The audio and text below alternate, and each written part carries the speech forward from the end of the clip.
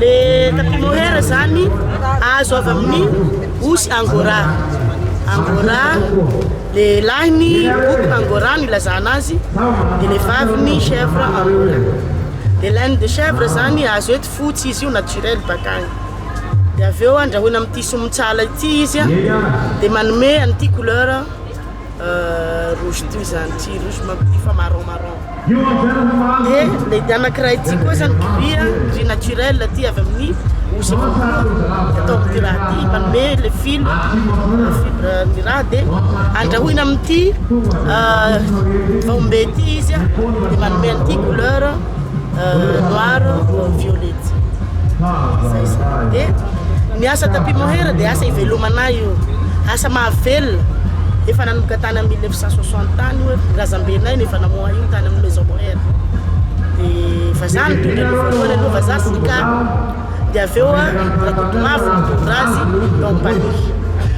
Dia rava io taty amin'ny taona 80, aty à part de 80 ty dia fa samy nanao an-tranony tany amin'ny 70 bany.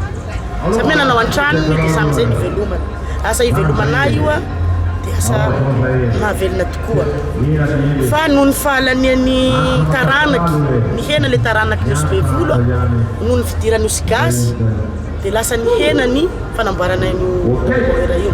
Tsenanay ndraiky mandeha aloha ny tsena, fa arakaraka ny toerana nanaovana an'le manako hoe foara, ndray mahaletaky, ndray tsy mahaletaky, fa azo lazaina hoe tsara le tsena satria raha mividy anankiray le olona dia efa vola be satria iray metatra ty zao 10 alina sy ray hetsy mividy raha pure zany.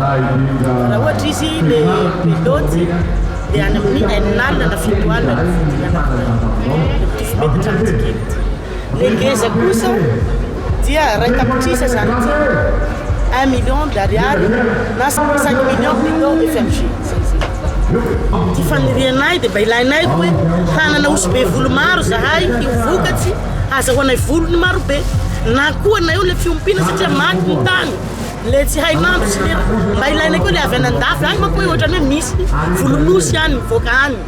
Dia ilainay le laine de chèvre mba hoentina avy any koa mba zanakanay aty amanivohitsy aty amin'ny faritra zany.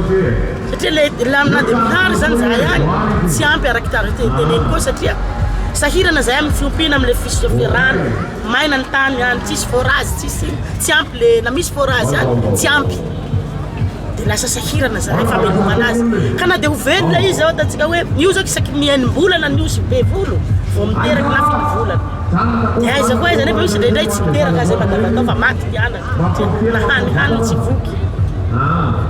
Ka izay zany le hoe raha tadiavinay amin'ny fanjakana magatahinay hoe mba anampy anay anjeranay ankaiky amin'io fa le asa tapis mohair ny asa faharoaza maro tena malaza amin'ny rantany fantatry izao tontolo izao fisiana ao am-panihy. Dia zahay zany an-tranony anay rehetrarehetra betsaka le taranaky baka ao amin'ny tapis mohair ao amin'ny maison mohair samy nanao an-trano daholo fa tsy mivoaka maro le izy satria tsy ampy le hoentinmanana le fahefana koa zany tsy ampy.